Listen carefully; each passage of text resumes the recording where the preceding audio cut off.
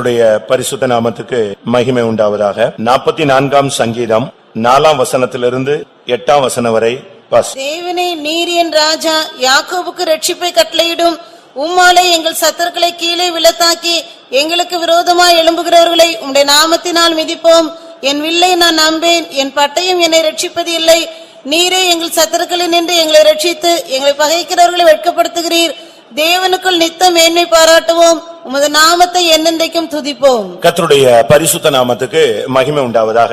தாவீது தன்னுடைய சங்கீதத்திலே இந்த வார்த்தையை அவன் அழகாக சொல்லுகிறார். என் வில்லை நான் நம்பேன், என் பட்டயம் என்னை ரட்சிப்பதில்லை. நீரே எங்களை ரட்சிக்கிறவர். அப்படினால் தேவனுக்குள் நாங்கள் நித்தமும் மேன்மை பாராட்டுவோம். காரணம், உம்மாலே நாங்கள் எங்கள் சத்துருக்களை கீழே விழ தாக்கி எங்களுக்கு விரோதமாய் எழும்புகிறவர்களை உம்முடைய நாமத்தினால் மிதிப்போம். அது நிமித்தம் உமது நாமத்தை என்றென்றைக்கும் துதிப்போம். தாவீதுடைய வாழ்க்கை என்பது ஒரு சாதாரண மனிதனுடைய இன்றைய பிரச்சனைகளை உள்ளடக்கிய ஒரு வாழ்க்கை. அவனுடைய துவக்கம் அற்பமாக இருந்தாலும் அவனுடைய வாழ்க்கையின் ஒவ்வொரு பகுதியிலும் தேவன் அவனை அதிகமாய் நேசித்தார், ஆசீர்வதித்தார். கடைசியில் ஓட்டம் முடிக்கிறதுக்கு முன்பாக கர்த்தர் அவனோடு பேசுகிறார். உனக்கு ஒரு நிலையான வீட்டை நான் கட்டுவேன் என்று அவனுக்கு தெளிவாக வாக்கு பண்ணுகிறார். பழைய ஏற்பாட்டு பரிசுத்தவான்களில் நிலையான வீடை கட்டுவேன் என்கிற வாக்குத்தத்தம் பெற்ற ஒரே மனிதன் அவன்தான். அவனுடைய ஒரு விசுவாசமுள்ள அறிக்கையை நாம் இங்கே 5ஆம் வசனத்திலே பார்த்தோம். மறுபடி 5ஆம் வசனத்தை மட்டும் வாசிப்போம். அதுதான் நம்முடைய தூது. உம்மாலே எங்கள் சத்துருக்களை கீழே விழத்தாக்கி எங்களுக்கு விரோதமாய் எழும்புகிறவர்களை உம்முடைய நாமத்தினால் மிதிப்போம். உம்முடைய நாமத்தினால் நாங்கள் மிதிப்போம் என்று ஒரு கூட்டம் ஜனத்தோடு தான் செய்ய போகிற ஒரு காரியத்தை அவன் அங்கே விவரிக்கிறார். இன்றைக்கு சத்துருக்கள் தேவனுடைய ஜனங்களுக்கு விரோதமாய் ஏராளமாய் பெருகி இருக்கிறார்கள். இன்னொரு விதத்திலே சொல்ல போனால் விரோதமாய் எழும்புகிறவர்களும் அநேகராய் இருக்கிறார்கள். அதனால் தான் ஒரு இடத்துல சொல்லுகிறான், என்னை விரோதிக்கிறவர்கள் அநேகர் என்று சொல்லுகிறான். அவனுடைய வாழ்வை நாம் ஒரு விசை திருப்பி பார்த்தால் அவனுடைய சகோதரர்கள் அவனை எதிர்த்த காலங்கள் உண்டு. அவனுடைய கற்பப்பிறப்பான பிள்ளைகள் அவனை எதிர்த்த காலங்கள் உண்டு. அவனோடு கூட இருந்தவர்கள், தேவனுடைய சமூகத்தில் நின்றவர்கள் அவனை எதிர்க்கிறவர்கள் உண்டு. ராஜ்யபாரத்தில் அவன் அமர்ந்த பின்பும் கூட அவனை கவிழ்க்கும்படியாக திட்டமிட்டவர்கள் பலர் உண்டு. ஆனால் இவர்களை எல்லாம் தன்னுடைய மனதில் வைத்து அவன் சொல்லுகிறான், ஒரு விதத்திலே அவனுக்கு உள்ளுக்குள்ளும் பகைகள் இருந்தது, மற்றொரு விதத்தில் வெளியேயும் அவனுக்கு பெலிஸ்தர்கள், அம்மோன், மோவாப், இப்படி பல வல்லமைகளுடைய போராட்டங்களும் இருந்தது. எல்லாவற்றையும் ஒட்டுமொத்தமாக நிறுத்தி அவன் சொல்லுகிறான், ஆண்டவரே, என்னுடைய சத்துருக்களை உம்முடைய நாமத்தில் நான் கீழே விழ தாக்குவேன், அந்த வல்லமைகளை நான் மிதிப்பேன். இந்த மிதிப்பது, நசுக்குவது என்பது தேவன் நமக்கு கொடுத்த ஒரு வாக்குத்தத்தம் என்பதை நாம் புரிந்து கொள்ள வேண்டியது அவசியம். ஆதி ஆகமத்திலே சொல்லி இருக்கிறது, 3ஆம் அதிகாரத்திலே 15 ஸ்திரீயின் வித்தானவர் உன் தலையை நசுக்குவார். மிதிக்கும் பொழுதுதான் அந்த நசுக்குதல் அங்கே நடைபெறுகிறது. ரோமர்கள் நிருபம் 16ஆம் அதிகாரம் 20ஆம் வசனத்தை பார்க்கும் பொழுது, சமாதானத்தின் தேவன் தாமே உங்களுக்கு விரோதமான சத்துருக்களை உங்கள் கால்களின் கீழே நசுக்கி போடுவார், மிதித்து போடுவார். அப்படினால் மிதிப்பது என்பது தேவன் நமக்கு கொடுத்த ஒரு வாக்குத்தத்தம் என்பதை விளங்கிக் கொள்ள வேண்டியது அவசியம். ஒன்று சத்துரு சாத்தான், மற்றொன்று மனிதர்கள் மூலமாய் போராடுகிற சத்துருவின் வல்லமைகள். ஒரு விசுவாசிக்கு, ஒரு தேவனுடைய பிள்ளைகளுக்கு 2 விதமான போராட்டங்கள் எப்பொழுதுமே இருந்து கொண்டே இருக்கிறது. ஒன்று மறைமுகமாக சாத்தானுடைய தாக்குதல், மற்றொன்று வெளியரங்கமாக மனிதர்களுடைய போராட்டங்கள். இந்த 2மே அவனுக்கு இருந்து கொண்டே இருக்கும். ஏனென்றால் இந்த 2 சக்திகளில் எதையாவது ஒன்றை வைத்து அவனை கீழே விழ தாக்க வேண்டும் என்று சத்துரு முற்படுகிறான். ஆனால் இங்கேயோ சொல்லப்பட்டிருக்கிறது, நாங்கள் உம்மாலே அந்த வல்லமைகளை கீழே விழ தாக்குவோம், எங்களுக்கு விரோதமாய் எழும்புகிறவர்களை உம்முடைய நாமத்தினாலே மிதிப்போம். இந்த வசனம் இந்த கால வேளையில் ஆண்டவருடைய சமூகத்தை மாத்திரம் நம்பி நாடி வாழ்க்கையிலே பலவிதமான விரோதங்களோடும் எதிர்ப்புகளோடும் பயணப்பட்டுக் கொண்டிருக்கிற உங்களுக்கு தேவன் சொல்லுகிற ஒரு தெய்வீக வாக்குத்தத்தம். இன்றைக்கு எத்தனை பேர் இந்த வல்லமைகளை மிதிப்போம் என்கிற நிச்சயத்துக்கு நீங்கள் வரப்போகிறீர்கள்? இன்றைக்கு சாத்தானை மிதிக்கக்கூடிய ஒரு காலம், சபையினுடைய பாதங்களில் கர்த்தர் சாத்தானை கொண்டு வந்து நிறுத்தக்கூடிய ஒரு காலமாக இருக்கிறது. சமாதானத்தின் தேவன் சாத்தானை உங்கள் கால்களின் கீழே கொண்டு வரக்கூடிய ஒரு காலம். இன்றைக்கு உங்களுக்கு விரோதமாய் பலவிதமான வல்லமைகள் நின்று கொண்டிருக்கலாம். நான் வேத வசனத்தின் வெளிச்சத்திலிருந்து எவைகளை நாம் மிதிக்க வேண்டும் என்பதை நான் உங்களுக்கு சொல்லும்படியாக ஆவியினால் ஏவப்படுகிறேன். ஒரு தேவனுடைய பிள்ளை மிதிக்க வேண்டிய சில காரியங்கள் இருக்கிறது. அதை மிதிக்காத பட்சத்தில் இந்த உலகத்திலே அவனுக்கு முன்பாக அந்த வல்லமைகள் எழும்பி நின்று அது தலைவிரித்து ஆடும், கோர தாண்டவம் எடுத்து ஆடும். பல வல்லமைகள் நமக்கு விரோதமாய் எழும்பி நிற்கும். இன்றைக்கு எத்தனை வல்லமைகளை நீங்கள் மிதிக்க போகிறீர்கள்? ஒருவேளை நீங்கள் அபிஷேகம் பெற்றிருக்கலாம். கடந்த நாட்களில் இப்படிப்பட்ட சக்திகளை உங்கள் மூலமாய் கர்த்தர் மிதித்திருப்பார், அது நல்லது. ஆனால் இந்த மிதித்தல் என்பது ஒரு நாள் 2 நாள் உள்ள ஒரு வாக்குத்தத்தம் அல்ல. எப்பொழுதுமே சத்துரு என்று சொன்னால் நாம் அவனை கால்களின் கீழே தான் கொண்டு வர வேண்டும். செருப்பு என்று எடுத்துக்கொள்ளுங்கள், அது எங்கதான் இருக்க வேண்டும்? செப்பல் போடுறீங்களே, அது எங்கதான் இருக்கணும்? காலுக்கு இல்ல, நீங்க வேற எங்கேயும் போடுறீங்களான்னு தெரியல. செப்பல் எங்கதான் இருக்கும்? எங்கதான் போடுவோம்? காலுக்கு கீழே தான் அது இருக்க வேண்டிய இடம். உனக்கு விரோதமாய் ஒரு சத்துரு இருக்கிறான் என்றால் அவன் ஒரு சில நிமிடங்கள்ல எங்க வரணும்? கொஞ்ச நேரம் ஷோகேஸ்ல இருப்பான், விக்கிற வரைக்கும் கண்ணாடி லைட்டுகளுக்குள்ள இருப்பான். ஆனா நீ அதை உனக்கு சொந்தமாக்கி நீ வரும்போது அது உன் காலுக்கு கீழே என்ன செய்யணும்? வரணும். அது காலு கீழுக்கு வராம இருந்தா ரொம்ப கஷ்டமானது. அநேகர் இந்த வல்லமைகளை காலுக்கு கீழே இன்னும் கொண்டு வரவில்லை. அப்படினால்தான் வாழ்க்கையில எதிர்ப்புகளையும் போராட்டங்களையும் கண்டு கண்ணீர் விடுகிறார். எந்த ஒரு வல்லமை ஆனாலும் அது தேவனுடைய பிள்ளைகளுடைய பாதங்களுக்கு கீழே தான் வரணும். ஏனென்றால் தேவன் அப்படித்தான் அந்த நியமத்தை ஏற்படுத்தி வைத்திருக்கிறார். பிசாசு ஆனால் அது தேவனுடைய பிள்ளைகளுடைய பாதங்களுக்கு கீழே வரணும். பிரச்சனை ஆனால் அது அவனுடைய பாதங்களுக்கு கீழே வரணும். ஏதேன் தோட்டத்திலே நீங்கள் பார்த்தால் ஆதாம் ஏவாளை கர்த்தர் நடக்க வைத்தார். அந்த 4 நதி ஓரங்களிலே அவர்களை கடந்து போக பண்ணினார். ஒரு நதியின் ஓரத்திலே போனால் அந்த நதி கரை முழுவதும் எப்படி இருக்கும்? பொன் விளையும். பொன் விளையும் அந்த நதியின் ஓரத்திலே மனிதன் நடந்து போனான். அந்த பொண்ணுக்கு மேலே நடந்து போனான். பரலோகத்திலே நீங்கள் போனால் அங்கே வீதிகள் உண்டு. அந்த வீதிகள் எப்படிப்பட்ட வீதிகள்? பொற்தளமான வீதி. தான் நம்மில் அநேகர் ஆவிக்குரிய ஜீவியத்தை வாஞ்சிக்கிறவர்கள், அந்த பரம தரிசனத்தை பெற்றவர்கள் நம் பொண்ணுக்கு அதிகமாக இடம் கொடுப்பது இல்லை. ஏனென்றால் அது ஆதியாகமத்திலே இல்லாவிட்டால் தேவனுடைய சிருஷ்டிப்பின் துவக்க காலங்களிலே மனிதனுடைய பாதங்களுக்கு கீழே இருந்தது. வரப்போகிற நித்தியத்தில் அது மனிதனுடைய பாதங்களுக்கு கீழே இருக்க போகிறது. அப்படினால் தான் அதை நாம் தலைக்கு மேலே எடுத்துக்கொள்வதும் இல்லை, நமக்கு ஈக்குவலாக அதை கொண்டு வருவதும் இல்லை. உலகமோ உலகத்தின் சக்திகளோ நம்மை எதிர்த்து நிற்கிற எந்த வல்லமைகளோ அது நம்முடைய பாதங்களுக்கு கீழே வர வேண்டும். ஒருவேளை இதுவரை வராவிட்டால் இன்றைக்கு இந்த தேவனுடைய வார்த்தைகளை கேட்டு அவைகளை உங்களுடைய பாதங்களுக்கு கீழே கொண்டு வந்து நீங்கள் நசுக்கி மிதித்து அதை கடந்து இந்த ஆராதனை முடிந்து செல்லும்படியாக ஆவியானவர் உங்களோடு இடைபட விரும்புகிறார். உனக்கு விரோதமாய் பல சக்திகள் இருக்கலாம், ஆனால் அவைகள் எல்லாம் கர்த்தர் கொண்டு வருவார். ரோமர் 16:20 ஒரு விசை வாசிப்போம். அந்த ஊழியத்தை செய்வது யார்? சமாதானத்தின் தேவன் சீக்கிரமாய் சாத்தானை உங்கள் கால்களின் கீழே நசுக்கி போடுவார். சமாதானத்தின் தேவன் அவரே செய்வார், அவரே அந்த வேலையை செய்வார். நீங்கள் மாத்திரம் கர்த்தருடைய வார்த்தைக்கு கீழ்ப்படிந்து அவருடைய வார்த்தையை மாத்திரம் விசுவாசித்து அவருடைய நாமத்திலே நீங்கள் நின்று கொண்டிருந்தால் உனக்கு முன்னாக அந்த வல்லமையை கொண்டு வருவார். நீ அவருடைய நாமத்திலே அவைகளை மிதித்து போடுவாய். அவன் சொல்கிறான், ஒரு தனிப்பட்ட மனிதனுடைய அறிக்கை அல்ல, நாங்கள் எங்களுக்கு விரோதமாக எழும்புகிறவர்களை உம்முடைய நாமத்திலே நாங்கள் மிதிப்போம். அதான் நம்முடைய தேவனுக்கு நமக்கு தேவன் கொடுத்ததான அதிகாரம், வல்லமை. நம்மில் அநேகர் இன்றைக்கு நமக்கு இருக்கிற சக்தியை புரிந்து கொள்ளுகிறது, நமக்கு இருக்கிற அதிகாரத்தை புரிந்து கொள்ளுகிறது இல்ல, நமக்கு இருக்கிற மகிமையை புரிந்து கொள்ளுகிறது இல்ல. நமக்கு தேவன் எவ்வளவோ வல்லமையை கொடுத்திருக்கிறார், அதிகாரத்தை கொடுத்திருக்கிறார்.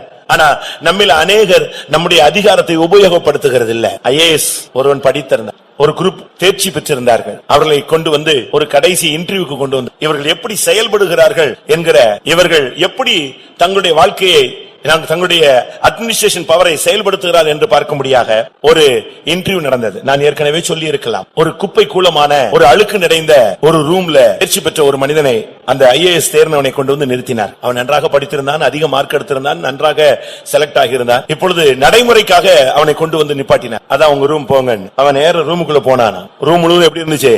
ஒரே ஒற்றையும் ஒரே தூசியும் குப்பையுமா இருந்துச்சு. இவன் அப்படியே திரும்பி பார்த்தான், ஒரு ஓரத்துல தொடப்பம் இருந்துச்சு. வேகமா எடுத்து ஆரம்பிச்சிட்டான், பெருக்க ஆரம்பிச்சான். உடனே அவனை வெளியே வர வச்சுட்டாங்க. இப்படி போனவங்க எல்லாருமே போய் ஒருத்தன் டேபிள துடைக்கிறது, ஒருத்தன் தொடப்பத்தை எடுக்கிறது, ஒருத்தன் எல்லாத்தையும் தொடப்பத்தை தடிச்சுக்கிட்டு இப்படி இருந்தான். எல்லாரையும் வெளியே வர சொல்லிட்டாங்க. இப்படி ஒவ்வொருத்தரையா விட்டு விட்டு வேடிக்கை பார்த்துக்கிட்டே இருந்தாங்க. கடைசியில ஒருத்த போனான். அவன் உள்ள போன உடனே டேபிள்ல ஒரு பெல் இருந்துச்சு, அதை ஒரு அமுக்குனா அடிச்சது பெல்லு. பியூன் ஓடி வந்தான். 2 நிமிஷத்துல இந்த ரூம் என்ன செய்யணும்? கிளீனா இருக்கணும், சுத்தமா இருக்கணும், எந்த குப்பையும் இருக்க கூடாது. உடனே நீ தான்ப்பா படிச்சு இருந்தாலும் உன்னுடைய அதிகாரத்தை நீ என்ன செஞ்சிருக்கிற? பயன்படுத்தி இருக்கிற. அதிகாரத்தை நீ பயன்படுத்துறபடினால உனக்கு இந்த போஸ்டிங் தான். இது நடந்த ஒரு சம்பவம் தான். நமக்கு எல்லாருக்கும் நம்ம கையில ஒரு பெரிய அதிகாரம் இருக்கு. இயேசுவின் நாமம் என்கிற அதிகாரம். இயேசு என்ற வார்த்தையை நீ சூழ்நிலையில் மத்தியில உபயோகிச்சுட்டேன்னா போதும். அதுக்கு பிறகு அந்த வல்லமை எதிர நிக்கிற சக்திக்கு என்ன கிடையாது? பவரே கிடையாது. அந்த வல்லமையை நீ வார்த்தையை எப்பொழுதெல்லாம் இயேசுன்னு சொல்றோமோ அப்பொழுதெல்லாம் சாத்தானுடைய சிங்காசனம் அசைகிறது. அல்லேலூயா. இயேசுவின் நாமத்தை ஒரு நிமிஷம் நீ சொன்ன உடனேயே அவனுடைய சிங்காசனத்துல ஒரு ஷேக். அவன் பாப்பான், யாரோ இயேசுன்னு சொல்லிட்டான், ஏதோ ஒரு இடத்துல அல்லேலூயா போடுறாங்க, ஏதோ ஒரு இடத்துல ஒரு எழுப்புதல் நடக்குது. நமக்கு தேவன் கொடுத்த அதிகாரத்தை நாம் பயன்படுத்த வேண்டியது அவசியம். தேவன் நமக்கு கொடுத்திருக்கிற அதிகாரம் ஒரு குறிக்கப்பட்ட வல்லமை வரையறும்புக்குள்ளே உள்ளது அல்ல.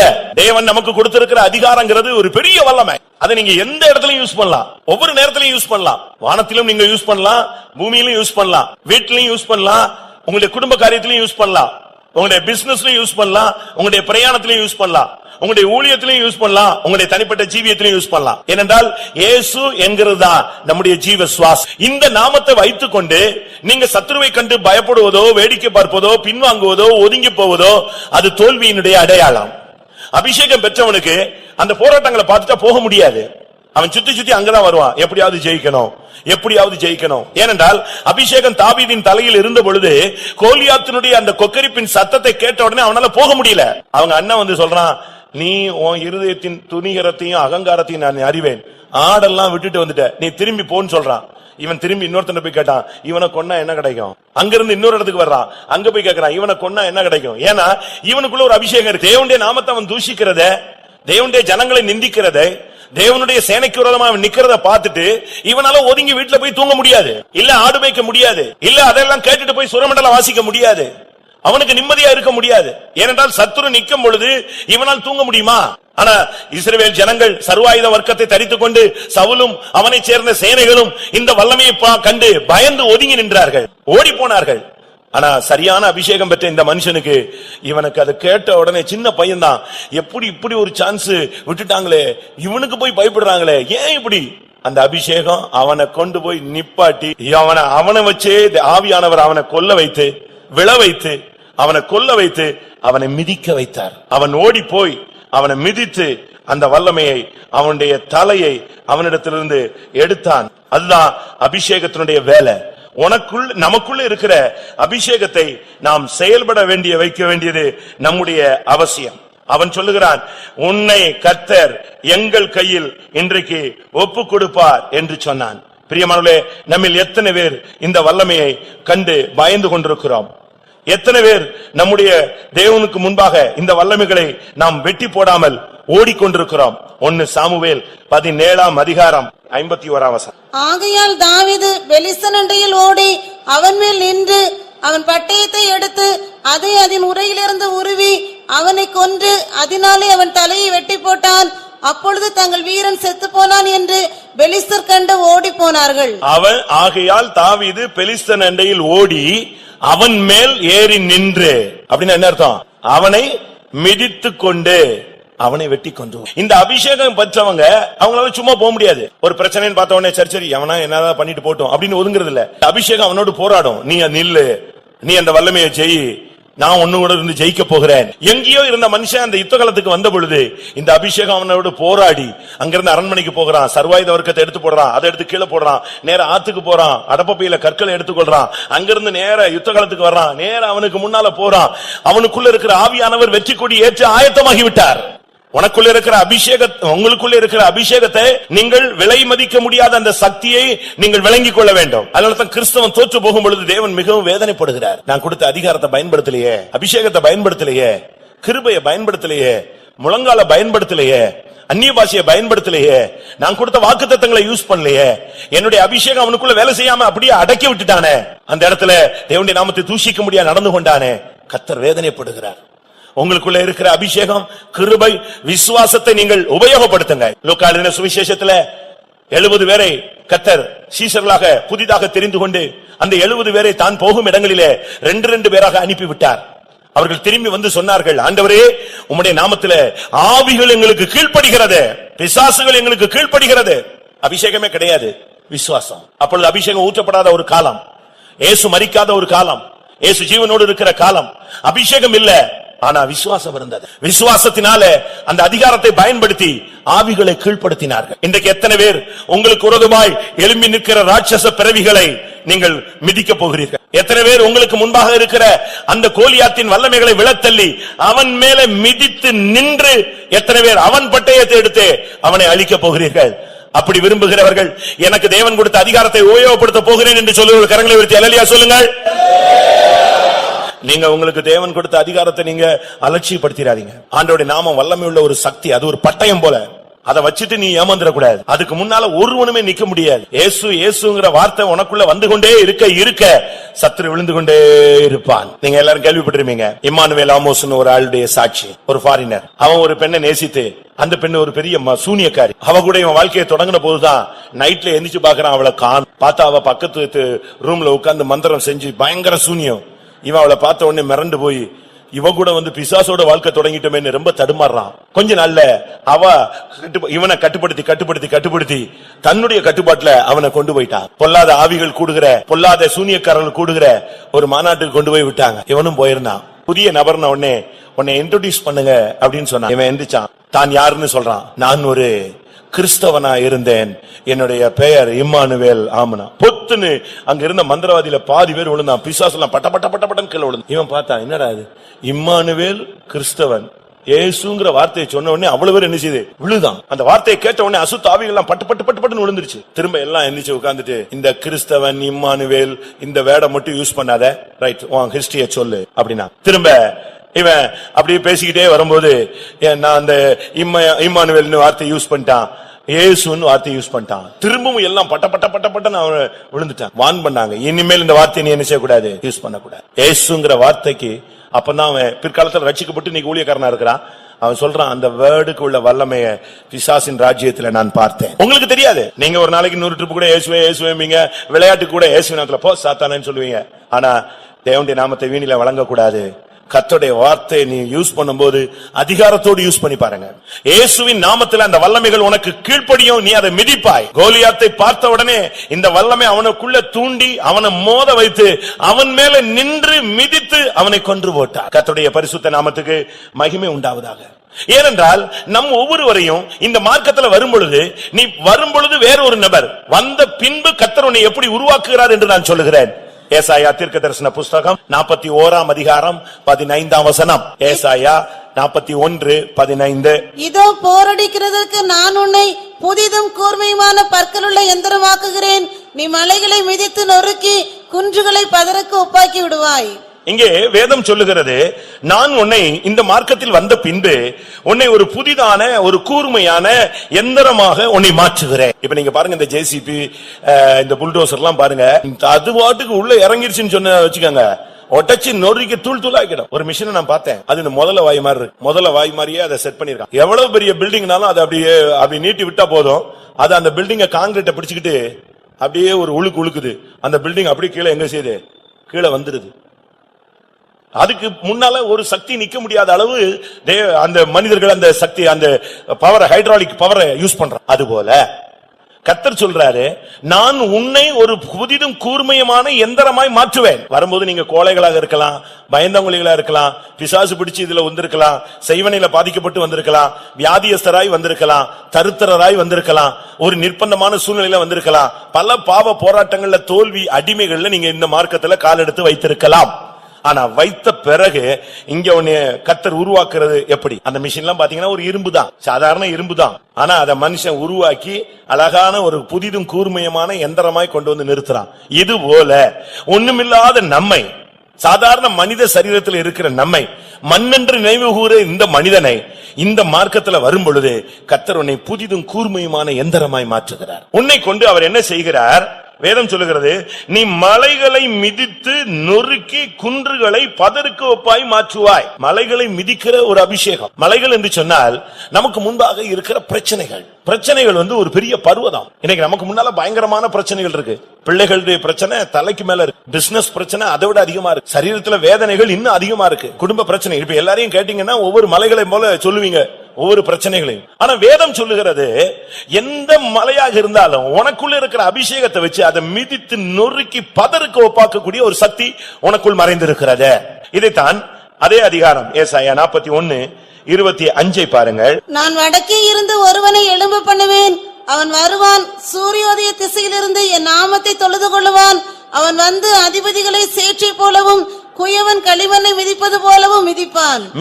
வட திசையிலிருந்து நீ புறப்பட்டு வந்தினா, ஒரு சீயோனின் அபிஷேகம் உனக்குள்ள இருந்து வந்ததுன்னா, உனக்குள்ள இருந்து சீயோனின் சக்தி புறப்பட ஆரம்பித்தால் உனக்குள்ள இருக்கிற எல்லாம், உனக்கு முன்னால இருக்கிற மலைகள் எல்லாம் சேறு போல, சகதி போல, ஒன்றுமில்லாத களிமண் போல மிதிபட்டு போயிடும். செருபாபேலுக்கு கர்த்தர் ஒரு வாக்குத்தத்தத்தை கொடுக்கிறார். சகரியா 4ஆம் அதிகாரம் 7ஆம் வசனத்துல அவனுக்கு முன்னால ஒரு பெரிய பர்வதம் நிக்குது. அது அவனுடைய தேசத்தையே மூடுறது மாதிரி பிரச்சனைகள். சகரியா 4:7. பெரிய பர்வதமே நீ எம்மாத்திரம், செருபாபேலுக்கு முன்பாக நீ சமபூமியாவாய்.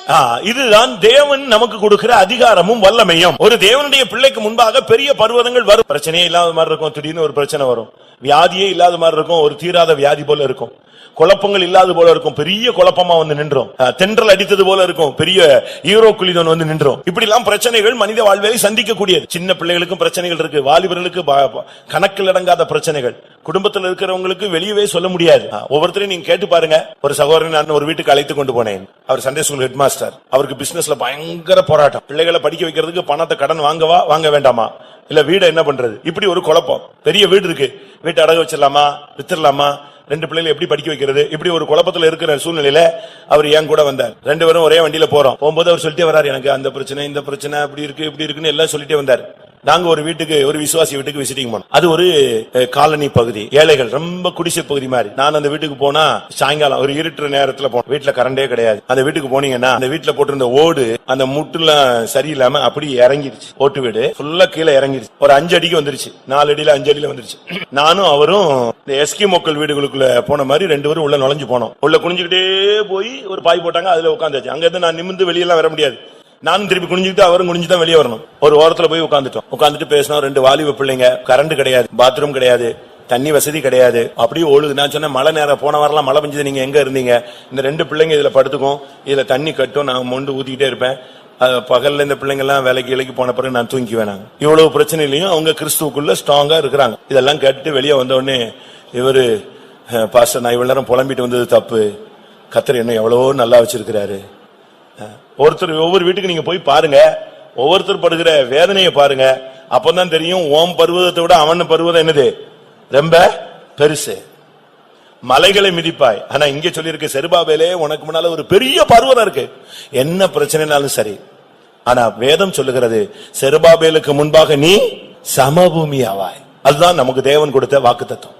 மலை போல வரும், பனி போல உருகும். மெழுகு அப்படியே அக்கினிக்கு முன்பாக உருகுவது போல அபிஷேகத்துல நிரம்ப நிரம்ப, அதிகாரத்தை உபயோகப்படுத்த முழங்காலை நீ முடக்க இந்த வல்லமை அப்படியே இறங்கிக் கொண்டே வரும்.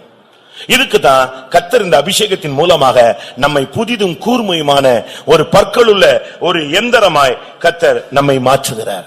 உங்களுக்கு முன்னால இருக்கிற சத்துருக்களை பார்த்து நீங்க பயப்படவே கூடாது. கோலியாத்தை பார்த்த உடனே அவனுக்கு முன்னால ஒருத்தன் பரிசையை தூக்கிட்டு வருவான்.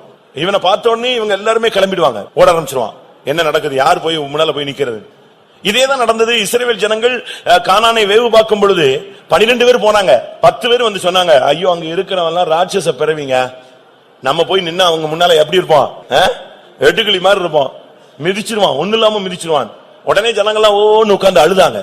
ஆனா அதே இதுல தெய்வீக பார்வையோடு 2 பேர் போயிருந்தான், யோசுவாவும் காலேபும். அவங்க சொன்னாங்க, ராட்சச பிறவி என்ன ராட்சச பிறவி, கர்த்தர் நம்மோடு இருக்கிறார், பயங்கர பராக்கிரமசாலியா அவர் நம்மோடு இருக்கிறார், நம்ம அந்த தேசத்தை ஜெயிச்சிருவோம். இது விசுவாசியின் அறிக்கையா, இல்ல நம்ம எல்லாம் வெட்டுக்கிளி போல இருக்கோம், ஒன்னும் தேர மாட்டோம், இப்படி சொல்றது விசுவாசத்தின் அறிக்கையா?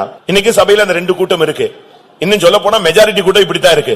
பிரச்சனைகளை பார்த்த உடனே கண்ணீர் விடுறது, குழம்புறது, அதீரியப்படுறது, அவிசுவாசப்படுறது, வாழ்வா சாவா, இன்னைக்கு செத்துறலாம் நினைச்சேன், நாளைக்கு செத்துறலாம் நினைச்சேன். இப்படி நீ பைபிளை வச்சுக்கிட்டு நம்ம பேசவே கூடாது. நம்முடைய வாழ்க்கையில உள்ள பிரச்சனைகள் எதுவாக இருந்தாலும் அதை நொறுக்கி தகர்த்து போட, அந்த வல்லமைகளை கொண்டு நமக்கு முன்னாக போட தேவன் வல்லமையுள்ளவராக இருக்கிறார். பூனையை பாருங்க, ஒரு தாய் பூனை என்ன செய்யுது, குட்டி போட்ட அந்த தாய் பூனை ஒரு எலிய போய் விரட்டி பிடிச்சிரும், கொல்லாது. அரைகுறை குற்றுயிரோடு கொண்டு வந்து யார் முன்னால போடும், குட்டிக்கு முன்னால போடும். இந்த எலி உயிருக்கு போராடி தட்டப்பட்டான்னு எழும்பி ஓடுறதுக்கு ட்ரை பண்ணும். இந்த குட்டி எலிகள்லாம், இந்த குட்டி பூனைகள்லாம் சேர்ந்து அதை பிடிச்சு பிச்சு எடுத்து அதை ட்ரைனிங். அதுபோல தலைய நசுக்கின சத்ருவை, பாம்ப, உடம்பு துடிக்கிற பாம்ப ஓ முன்னால கொத்தருக்கு ஏற்கனவே தலைய நசுக்கி கொண்டு வந்து போடுறாரு. நீ என்ன செய்யணும், பாம்பு இருக்கு, வால் இருக்கு, அசைது, இந்த அடி அடிக்குதுன்னு நீ போக கூடாது. நீ நல்லா பாரு, அதனுடைய தலை ஏற்கனவே நசுக்கப்பட்டது. அதுதான் சத்தியம். மோட்ச பிரயாணத்துல நீங்க போனீங்கன்னா, அந்த புத்தகத்தை படிச்சீங்கன்னா, போய்கிட்டே இருப்பான். ஒரு குறுகிய பாதை வந்துடும், 2 சிங்கம் நிக்கும், போன்னு சொல்லுவாங்க. அவன் சொல்லுவான் இங்கேயும் நிக்குது நான் எப்படி உள்ள போறது, நான் போக மாட்டேன், நான் போகவே மாட்டேன். கடைசியில பாத்தீங்கன்னா என்ன நடந்துச்சு? அப்போ ஒரு சத்தம் கேட்கும், நல்லா பாரு அந்த சிங்கம் கட்டப்பட்டிருக்கிற. அவன் நல்லா பாப்பான், ஸ்ட்ராங்கா கட்டியிருக்கோம், அந்த ரெண்டுக்கு நடுவுல போயிட்டே இருக்கும். இதுதான் நம்முடைய மார்க்கம். அழுகையின் பள்ளத்தாக்கை உருவ கடந்து அதை நீரூற்றாக்கி கொள்ளக்கூடிய மார்க்கம் தான் நம்முடைய மார்க்கம். நம்முடைய வாழ்க்கையில சத்துருவை மிதிக்கக்கூடிய ஒரு அபிஷேகம் இருக்கு, வாழ்க்கை இருக்கு. நான் அதைத்தான் உங்களுக்கு ஆவியானவர் இந்த காலை வேளையில நம்மோடு பேச விரும்புகிறார். தானியேலின் புஸ்தகத்துல பார்த்தால் அந்த ராஜா ஒரு பெரிய சிலையை பார்த்தான், பயங்கரமான சிலை, பிரம்மாண்டமான ஒரு சிலை. அந்த சிலையை பார்த்து அவன் அப்படியே பிரமிச்சிட்டான். இப்படி ஒரு சிலை, தலை பொன்னால் செய்யப்பட்டது, அப்படி வெள்ளி, வெங்கலம், இரும்பு, களிமண், ஒவ்வொரு ஸ்டெப்பா இறங்கிட்டு தரம் தாழ்ந்து வந்து கொண்டே இருக்கிற இது இப்படி ஒரு பெரிய சிலை நிக்குதேன். அருமையானவர்களே, உங்களுக்கு விரோதமாய் கூட பல விக்கிரகங்கள் இருக்கலாம். நீங்கள் ஒரு காலத்தில் விக்கிரகத்தின் பிடியில இருந்து வந்தவர்களா இருக்கலாம், விக்கிரக போராட்டங்களிலே சிக்கி தவித்தவர்களா இருக்கலாம். அதை விட்டு இன்றைக்கு ஜீவனுள்ள தேவனுடைய பட்சத்தில் நீங்கள் வந்திருக்கலாம். அது நிமித்தமாக உங்களுக்கு விக்கிரகங்களுடைய பலவிதமான போராட்ட சக்திகள் மறைமுகமாக வெளியரங்கமாக இருக்கலாம். இடைநாட்களிலே விக்கிரகங்களுக்கு விரோதமாய் நீங்கள் பல ஜபத்திலே நீங்கள் கலந்து கொண்டபடினால் உங்களுக்கு பல விக்கிரகத்தின் போராட்டங்களும் கூட இருக்கலாம். இந்த சிலையை அவன் பார்த்துக்கிட்டே இருக்கிறான். ஒரு கல், கையால் பெயர்க்கப்படாத ஒரு கல் வானத்திலிருந்து அது உருண்டு வந்து நேர அந்த சிலையின் பாதத்துல மோதிச்சு. கொஞ்ச நேரத்துல பாத்தீங்கன்னா அந்த சிலை விழுந்து நொறுங்கி ஒண்ணுமில்லாம போய் பதறு கொப்பாய் மாறினது. திடீர்னு ஒரு காற்று அடித்தது, எல்லாமே பறந்து போயிட்டுன்னு தானியேலின் புஸ்தகம் 2ஆம் அதிகாரம் 31 to 35 வரை வாசித்தால் நாம் அதை விளங்கிக் கொள்ள முடியும். பிரியமானவர்களே, இதுல இருந்து என்ன விளங்கிக் கொள்கிறோம்? அது பெரிய சிலையாக நிக்கட்டும், அது ஒரு பெரிய பர்வதமாக இருக்கட்டும், அது ஒரு பெரிய மலையாக இருக்கட்டும், உனக்குள் இருக்கிற அபிஷேகத்தின் மூலமாய் நாம் அதை மிதிக்க வேண்டியது அவசியம். இவைகளை மிதிக்கும்படியாக கர்த்தர் நம்மை அபிஷேகத்தினால் ஒரு புதிதும் கூர்மையுமான எந்திரமாக கர்த்தர் நம்மை மாற்றி இருக்கிறார்.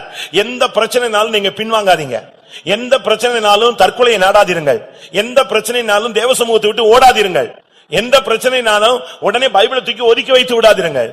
எந்த பிரச்சனையானாலும் முழங்காலை முடக்கு, எந்த பிரச்சனையானாலும் இரவு நேரங்களில் கைகளை உயர்த்து, எந்த பிரச்சனையானாலும் நீங்கள் உங்களுடைய அபிஷேகத்தை உபயோகப்படுத்துங்கள். அந்நிய பாஷையில தேவனோடு பேசுங்கள், ரகசியங்களை தேவனோடு பேசுங்கள், தேவனை உங்களுடைய அறைக்கு கூட்டிக் கொண்டு வாருங்கள். உங்களுக்கு முன்பாக இருக்கிறதெல்லாம் பைபிள் சொல்லுகிறது, செருபாபேலே நான் உனக்கு முன்பாக இருப்பேன், நீ திடன்கொள். அந்த பெரிய பர்வதத்தை பார்த்து கர்த்தர் சொன்னார், பெரிய பர்வதமே நீ ஏமாத்திரம், அவன் வந்து நிற்கும் போது நீ சமபூமி ஆவாய். இன்றைக்கு இந்த கூட்டம் முடியறதுக்குள்ளே அருமையானவர்களே, நீங்கள் இந்த சத்துருவை மிதிப்போம் என்கிற அறிக்கைக்குள் நீங்கள் வருவீர்களானால் உங்களுக்கு முன்பாக இருக்கிற பெரிய பர்வதங்கள் அப்படியே சமபூமியாய் மாறும். அதுதான் தேவன் உனக்கு கொடுக்கிற ஒரு வார்த்தை. உங்களுக்கு விரோதமாக மனிதர்கள் கூட எழும்பி வருகிறார்கள், பயங்கரமான சத்துருக்கள். அண்ணனே தம்பியை வெறுக்கிறான், தம்பி அண்ணனை வெறுக்கிறான், விசுவாசிகளை வெறுக்கிறார். உலகத்துல வேலை ஸ்தலங்களில கொஞ்சம் நீங்க ஸ்கில்ஃபுல்லா இருந்தா உடனே பொறாமைகள், கொஞ்சம் பண வசதி கிடைச்சிட்டா மத்தவங்க உங்க மேல பொறாமைப்படுகிறது. நீங்க கொஞ்சம் நல்லா சுகமா அழகா இருக்கீங்கன்னா உங்களுக்கு விரோதமாய் பலர் பல விதங்களில, பிசினஸ் கொஞ்சம் நல்லா இருக்கு, கொஞ்சம் ஒரு நிலம் வாங்கிட்டீங்க, ஒரு வீடு வாங்கிட்டீங்க, உடனே உங்களுக்கு விரோதமான சத்துருக்கள் எழும்புகிறார்கள். நீங்க சும்மா இருந்தாலும் துன்மார்க்கர்கள் எழும்புகிறார்கள். ஆனால் வேதம் சொல்லுகிறது, இந்த வல்லமைகளை எல்லாம் நீ மிதிப்பாய். இது தேவன் உனக்கு கொடுத்த ஒரு வாக்குத்தத்தம்.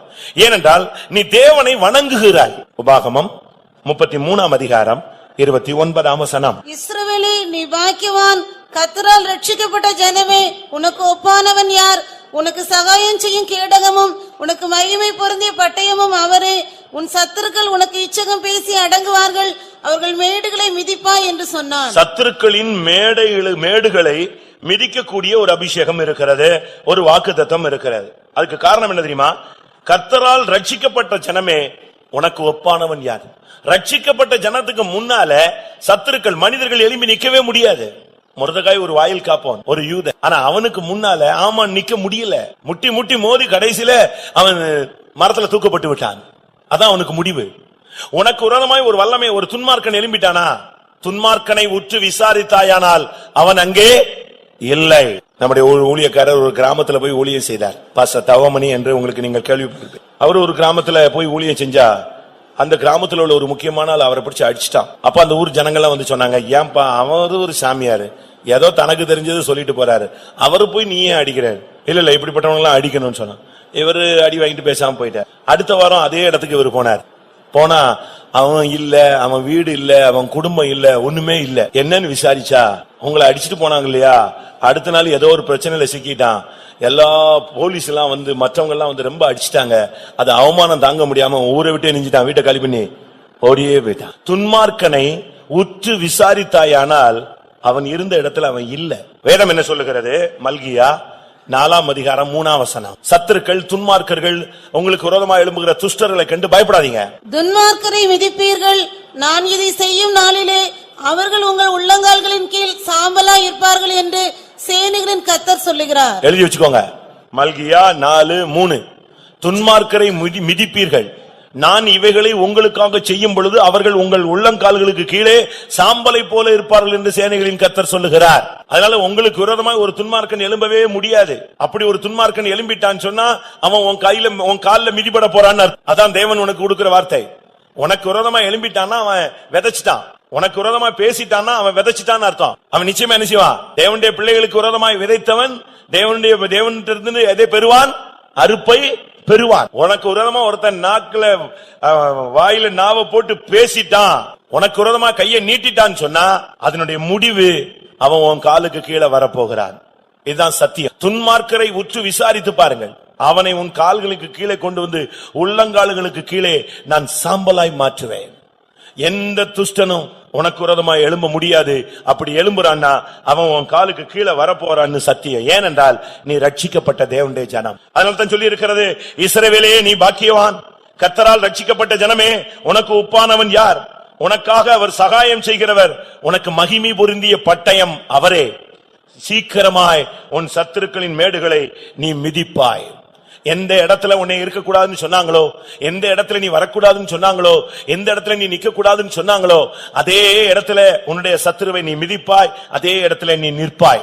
அதுதான் ரட்சிக்கப்பட்ட ஜனங்களுக்கு தேவன் கொடுக்கிற ஒரு வாக்கு தத்தம். இன்னைக்கு நம்ம எத்தனை பேர் நமக்காகத்தான் இயேசு வர்றார், நமக்கு தான் அவர் சகாயம் செய்கிறார். அதே அதிகாரத்துல உபாகமத்துல 33:26 பாத்தீங்கன்னா அவர் யெசூரனுக்காக சகாயமாய் வான மண்டலங்களில் வருகிறார். தேவனுடைய ஜனத்துக்கு சகாயம் செய்வது அவருடைய வேலை. இன்னைக்கு ஒரு சிலர் கேட்கிறாங்க, உங்கள் தேவன் எங்கே? சங்கீதத்தில் ஒரு வசனம் சொல்லி இருக்கிறது, உன் தேவன் எங்கே என்று அவர்கள் நாள்தோறும் கேட்கிறபடினால் என் கண்ணீரே எனக்கு உணவாயிற்று. அவங்க கேட்கிற கேள்வி என் இருதயத்தை உடைக்குது. எனக்கு அந்த வார்த்தையை தாங்கவே முடியல, ஏற்றுக்கொள்ளவே முடியல. உன் தேவன் எங்கே என்று அவர்கள் நாள்தோறும் கேட்கிறார்கள். சங்கீதம் 42:3. உன் தேவன் எங்கே என்று அவர்கள் நாள்தோறும் என்னிடத்தில் சொல்லுகிறபடியால் இரவும் பகலும் என் கண்ணீரே எனக்கு உணவாயிற்று. உன் தேவன் எங்கே என்று அவர்கள் நாள்தோறும் என்னிடத்தில் சொல்லுகிறபடினால் இரவும் பகலும் என் கண்ணீரே எனக்கு உணவாயிற்று. இன்னைக்கு கேக்குறாங்க, உங்கள் தேவன் எங்க? ஏன் இந்த பிரச்சனையில உங்களுக்கு ஆண்டவர் உதவி செய்யல? ஏன் உங்களுக்கு ஹெல்ப் பண்ணல? ஆண்டவர் இருக்கிறாரா? ஆண்டவர் இருந்தா இப்படி நடக்குமா? உன் தேவன் எங்கே எங்கேன்னு கேட்கும் போது நமக்கு சில இடங்கள்ல அப்படியே அவமானப்பட்டு கூனி குறுகி போனது போல இருக்கிறோம். பயப்படாத, உனக்கு தேவன் கொடுக்கிற ஒரு பதில் வசனம். அது என்ன? மீகா 7ஆம் அதிகாரம் 10ஆம் வசனத்துல உன் தேவன் எங்கே என்று கேட்கிற அந்த வல்லமைகளுக்கு தேவன் கொடுக்கிற முடிவு என்ன? உன் தேவனாகிய கர்த்தர் எங்கே என்று என்னோட சொல்லுகிற என் சத்துருவானவள் அவள் அதை பார்க்கும்போது வெட்கம் அவளை மூடும், என் கண்கள் அவளை காணும், இனி வீதிகளில் சேற்றை போல மிதிக்கப்படுவாள். உன் தேவன் எங்கே என்று என்னோடு சொல்லுகிற சத்துருவை நான் பார்க்கும்போது வெட்கம் அவளை மூடும், அவனை மூடும். நான் வீதிகளின் சேற்றை போல அவைகளை மிதிப்பேன், அவள் மிதிக்கப்படுவாள். உன் தேவன் எங்கே என்று பரியாசம் பண்ணின ஒரு கூட்டத்தை நீ காண்கிறாய். உன் தேவன் எங்கே என்று கேட்கிற உன் சத்துருக்களை நீ கேட்கிறாய். உன் தேவன் எங்கே என்கிற வார்த்தை உன்னை புண்ணாக்குகிறது. உன் தேவன் எங்கே என்று கேட்கிற வார்த்தை உன் குடும்பத்திலே உன்னை தலைகுனிய வைக்கிறது. இப்படிப்பட்ட பாதையில் போகிற தேவனுடைய ஜனமே, கர்த்தர் உங்களுக்கு சொல்லுகிறார், உன் தேவன் எங்கே என்கிற கேட்கிற வல்லமைகளை எல்லாம் கர்த்தர் உனக்கு கீழே மிதிக்கும் காலம் வந்து கொண்டிருக்கிறது. அப்படின்னா என்ன அர்த்தம்? உன் தேவன் எங்கே என்று அவர் வெளிப்படுத்த போகிறார். உன் தேவன் ஜீவிக்கிறார் என்பதை வெளிப்படுத்த போகிறார். உன் தேவன் உனக்காக எழுந்தருளி கிரியை செய்கிறவர் என்பதை அவர் நிரூபிக்க போகிறார். உன் தேவன் அவர் பலமாய் ரூபிக்கப்பட்ட தேவகுமாரன் என்பதை வெளிப்படுத்த போகிறார். உன் தேவன் உன் தரித்திரத்தை நீக்குகிறவர். உன் தேவன் உன்னை ஐஸ்வர்யவானாய் மாற்றுகிறவர். உன் தேவன் உன்னை சுகமாக்குகிறவர். உன் தேவன் உன் வியாதியை போக்குகிறவர் என்பதை அவர் வெளிப்படுத்த போகிறார். அதை கேட்கும் பொழுது சத்துரு மிதிப்பட்டது போல மாறிவிடுவான். அதனால் தான் அதே மீகாவிலே சொல்லி இருக்கிறது, என் சத்துருவே எனக்கு விரோதமாய் மேன்மை பாராட்டாதே, எனக்கு விரோதமாய் சந்தோஷப்படாதே. நான் விழுந்தாலும் எழுந்திருப்பேன், நான் இருளில் உட்கார்ந்திருந்தாலும் கர்த்தர் எனக்கு வெளிச்சமாய் இருப்பார் என்று மீகா 7:8 சொல்லப்பட்டிருக்கிறது. பிரியமானவர்களே, நீங்கள் இந்த நாட்களிலே சொல்ல வேண்டியது, என் சத்துருவே எனக்கு விரோதமாய் பெருமை பாராட்டாதே, சந்தோஷப்படாதே. நான் இருளில் உட்கார்ந்திருந்தாலும் கர்த்தர் எனக்கு வெளிச்சமா இருக்கக்கூடிய காலங்கள் வந்து கொண்டிருக்கிறது. நான் விழுந்தாலும் நான் எழுந்திருக்கும் காலம் வந்துவிட்டது என்பதை நீங்கள் தைரியமாய் சொல்லுங்கள். உங்கள் சத்துருக்களை மிதிக்கும்படியாக கர்த்தர் உங்களுக்கு ஒரு அதிகாரத்தையும் கிருபையையும் கர்த்தர் உங்களுக்கு கொடுப்பார். உனக்குள்ள ஒரு நன்மை இருக்காது. உன்னிலிருந்து கர்த்தர் ஒண்ணுமே எதிர்பார்க்க முடியாது. ஆனாலும் உனக்கு விரோதமான சத்துருக்களை கர்த்தர் நிச்சயமாய் மிதிப்பார். இதுக்குரிய ஒரு வாக்குத்தத்தம் சகரியா 10ஆம் அதிகாரம் 4-5 வசனங்களை பார்க்கும் பொழுது, அவர்களில் இருந்து கோடிக்கல்லும் அவர்களில் இருந்து கூடாரமுளையும் அவர்களில் இருந்து யுத்த வில்லும் வரும். அவர்களில் இருந்து ஆளுகிற யாவரும் ஏகமாய் புறப்படுவார்கள். அவர்கள் யுத்தத்திலே தங்கள் சத்துருக்களை வீதிகளின் சேற்றில் மிதிக்கிற பராக்கிரமசாலிகளைப் போல இருந்து கர்த்தருடைய பரிசுத்த நாமத்துக்கு மகிமை உண்டாவதாக. வேதம் சொல்லுகிறது, அவர்களில் இருந்து கோடிக்கல், அவர்களில் இருந்து கூடாரமுளை, அவர்களில் இருந்து யுத்தவில், அவர்களிலிருந்து ஆளுகிறவர்கள் புறப்படுவார்கள். அப்படின்னா என்ன அர்த்தம் பிரியமானவர்களே? ஒன்றுமே இல்லாம புறக்கணிக்கப்பட்டு இனிமே யூஸ்லெஸ், சபைக்கு பிரயோஜனம் இல்ல, ஊழியத்துல பிரயோஜனம் இல்ல, குடும்பத்துக்கு பிரயோஜனம் இல்ல, அபிஷேகம் இழந்து தோல்வியை சந்தித்து உன்னை ஒன்றுமில்லாமல் ஆக்கின ஒரு நிலவரத்துக்கு சத்துரு கொண்டு வந்து விட்டான். இனிமேல் உனக்குள்ள ஒரு நன்மையும் இல்ல, உனக்குள்ள வேற இதுமே ஒண்ணுமே பேசுறதுக்கோ செயல்படுகிறதுக்கோ ஒன்றுமே இல்ல. அவ்வளவு நிர்பந்தமான நிலவரத்தில் இருக்கிற ஒரு நெருக்கத்தில் நீ போய்கொண்டிருந்தாலும் கர்த்தர் சொல்லுகிறார், உன்னிலிருந்து நான் கோடிக்கல்லை கொண்டு வருவேன். உனக்குள்ளிருந்து மறுபடியும் ஆளுகிற சக்தியை உனக்கு வெளியே கொண்டு வருவேன். ஒருவேளை நீங்க உங்களை தாழ்த்தி இருக்கலாம், ஒருவேளை உங்களை நீங்களே நொந்து போயிருக்கலாம். நமக்கு ஒண்ணுமே இல்ல, உலகத்திலயும் நமக்கு ஒண்ணு இல்ல, சபையிலயும் ஒண்ணும் இல்ல, ஊழியத்திலயும் ஒண்ணும் இல்ல, கிருபை இல்ல, தெய்வீகம் இல்ல, நஷ்டப்பட்டு போயிருச்சு, எல்லாம் கெட்டு போயிருச்சு. இவ்வளவு ஒரு நெருக்கமான பாதையில போய்கிட்டு இருக்கிறோம். இனி நம்ம இருக்கணுமா? இனிமேல் நம்ம வைத்து கர்த்தர் என்ன செய்ய முடியும்? ஒண்ணுமே செய்ய முடியாதே. இப்படிலாம் நீங்க எண்ணிக்கொண்டிருக்கலாம். நீங்கள் வேதத்துல படித்து பாருங்க, செத்து பள்ளத்தாக்களை தூக்கி போடப்பட்டு மாம்சம் எல்லாம் அழுகி எல்லாம் கழுகு நரிகள் சாப்பிட்டு ஒண்ணுமே மாம்சம் அந்த ஒண்ணுமே இல்லாம வெறும் எலும்பு கூடுகளாக போன ஒரு பள்ளத்தாக்குல அப்படி எலும்பு கூடுகள் நிறைந்து கிடந்த ஒண்ணுமே கிடையாது. வெறும் எலும்பு தான். தலையோடு அங்க கிடக்கும், அங்க ஒரு கை கிடக்கும், இங்க ஒரு கை கிடக்கும், அங்க முழங்கை கிடக்கும், அங்க மூட்டு கிடக்கும், அங்க கால் கிடக்கும். இப்படி கிடந்த எலும்புகள் சிதறி கிடந்த ஒரு பெரிய பள்ளத்தாக்கிலே ஒரு மனிதனை கொண்டு போய் ஆவியானவர் விட்டார். அவன்கிட்ட பேச ஆரம்பித்து, நீ இந்த எலும்புகளை பார்த்து தீர்க்கதரிசனம் சொல்லணும். இவ்வளவு பேர் உயிரோட இருக்கும்போது தீர்க்கதரிசனம் சொன்னாலே கம்முன்னு உட்கார்ந்து இருக்கிறான். இவ்வளவு பேர் உட்கார்ந்து இருக்கிற இடத்துல எல்லாம் உயிரோட தான் இருக்கும், நல்ல உயிரோட இருக்கும். டெஸ்ட் பண்ணா எல்லாருக்குமே நல்ல சுகம், தேகம், ஆரோக்கியம். இங்க ஒரு தீர்க்கதரிசனம் வந்தாலே ஜனம் அசையல, அப்படியே எங்கேயோ உட்கார்ந்த மாதிரி இருக்கு. ஆனா இவனை கொண்டு போய் எலும்புகள் உள்ள பள்ளத்தாக்குல கொண்டு போய் தீர்க்கதரிசனம் சொல்லுங்க, இது உயிரடையுமா? அவன் பார்த்தான், இது வித்தியாசமான ஒரு கோணத்துல நம்மளை கொண்டு வந்து நிப்பாட்டிட்டாருன்னு சொல்லிட்டு, இந்த பைபிள்ல பிரச்சனையான நேரத்துல எல்லாம் அவங்க யூஸ் பண்ற வார்த்தை என்ன தெரியுமா? அதை நீரே அறிவீர் அப்படிமா. பேதுருவை கேட்ட உடனே, நீ என்னை நேசிக்கிறாயா? அதை நீர் அறிவீர். என தெரியும், மறுதளிச்சதும் தெரியும். இப்ப போய் ஆமான்னு எப்படி சொல்றது? ஆமாண்டவரேன்னு சொல்லிட்டு அது நீர் அறிவீர்னு சொன்னான். அதே போல எலும்புகள் உள்ள பள்ளத்தாக்குல நிப்பாட்டிட்டு இவைகள் உயிரடையுமா? உடனே அவன் சொல்றான், ஆண்டவரே அது நீர் தான், உமக்கு தான் தெரியும் உயிரடையுமா என்னன்னு. சரி, அப்ப நீ தீர்க்கதரிசனம் சொல்லுங்க. தீர்க்கதரிசனம் சொல்லிட்டான். தீர்க்கதரிசனம் சொல்லி முடியும் போது ஒரு பெரிய காற்று, ஒரு பெரிய இரைச்சல். கொஞ்ச நேரத்துல பாத்தீங்கன்னு சொன்னா இந்த எலும்புகள் எல்லாம் அந்தந்த காலு கையோட போய் டக்கு டக்கு டக்குன்னு சேர்ந்துருச்சு. கொஞ்ச நேரத்துல பாத்தீங்கன்னா அடுத்து நரம்புகள் எல்லாம் வந்து பின்னி கொண்டது. அதுக்கு அடுத்து கொஞ்ச நேரத்துல பாத்தீங்கன்னா சதைகள் உண்டாயிருச்சு. அதுக்கு பிறகு பாத்தீங்கன்னா ஜீவ சுவாசம் உள்ள வந்தது. எல்லாம் எலும்பி உயிரோட நின்னுட்டான். இதுல இருந்து என்ன விளங்கிக் கொள்கிறோம்? ஒண்ணுமே இல்லாவிட்டாலும் தேவனுக்கு உருவாக்கும் சக்தி ஒன்று, சிருஷ்டிப்பின் சக்தி அவரிடத்தில் இருக்கிறது. ஒருவேளை இந்த காலை வேளையில நீங்க 0 பாயிண்ட்ல இருக்கலாம், ஒண்ணுமே இல்ல, கிருபை போயிருச்சு, அபிஷேகம் போயிருச்சு, ஜீவன் போயிருச்சு, எல்லாமே நஷ்டப்பட்டுருச்சுன்னு. ஆனா உருவாக்குகிறவருடைய கையில் நீ ஒப்பு கொடுத்தால், சிருஷ்டிகருடைய கையில் உன்னை ஒப்பு கொடுத்தால், உனக்குள்ள இருந்து ஆளுகையின் சக்தியை கர்த்தர் வெளியே கொண்டு வருவார். உனக்குள்ள இருந்து ஒரு கோடிக்கல்லை கொண்டு வருவார். உனக்குள்ள இருந்து ஒரு ஜீவனுள்ள ஒரு கல்லாய் உன்னை மாற்றுவார். உனக்கு முன்பாக அந்த வல்லமைகளை மிதிக்க கூடியவனாய் கர்த்தர் உன்னை மாற்ற முடியும். கர்த்தருடைய பரிசுத்த நாமத்துக்கு மகிமை உண்டாவதாக.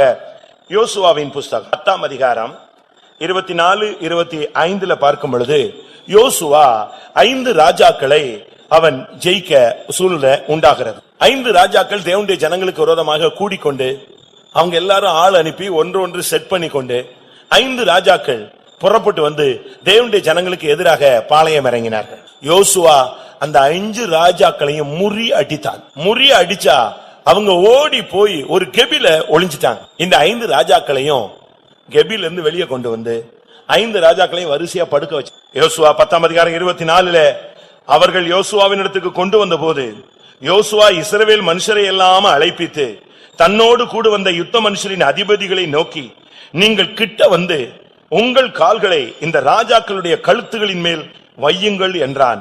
அவர்கள் கிட்ட வந்து எல்லா யுத்த அதிபதிகளும் மொத்தமா ஆயிரக்கணக்கான யுத்த அதிபதிகள் வந்து வரிசையா கிடந்த 5 ராஜாக்கள் கழுத்துல தலைய கால வச்சாங்க, மிதிச்சாங்க. இது எதை காண்பிக்கிறது? பிரியமானவர்களே, ஒரு மனிதனுக்கு விரோதமாய் அவனுடைய சரீரத்திலேயே 5 புலன்கள் வேலை செய்யும். 5 சென்சஸ். இந்த 5 புலன்கள் பயங்கரமா வேலை செய்யுது. இந்த 5 புலன்களை அடக்கிட்டான்னா அவன் பரிசுத்தவான். மெய், வாய், கண், மூக்கு, செவி. இங்க இருக்கிறீங்க, இந்த நினைவுகள் எங்க போய்கிட்டு இருக்குன்னு தெரியாது. இப்ப அது தமிழ்ல சொல்லுவான் இல்லையா, அடிக்கடி சொல்லுவேன், மனம் ஒரு குரங்கு. மனம் ஒரு குரங்கு.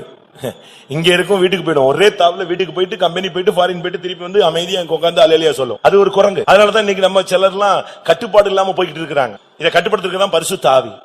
உன்னுடைய 5 புலன்களை நீ கட்டுப்படுத்தி விட்டால் நீ ஒரு ஜெயவான ஒரு பரிசுத்தவான். யோசுவா இந்த 5 ராஜாக்களை விரட்டினான். அவர்களை ஒரு கெபில வைத்து பிடித்தான்.